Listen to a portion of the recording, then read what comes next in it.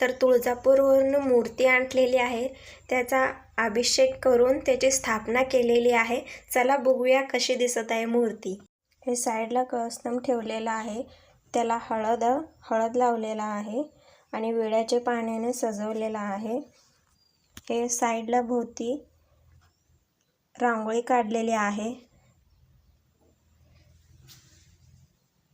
आई तुळजाभवानीसाठी असं खाली केलेलं आहे।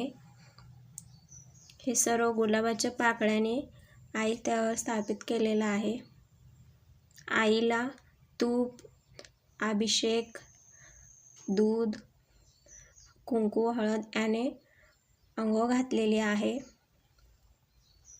इथं आईला हळद कुंकू लावलेला आहे।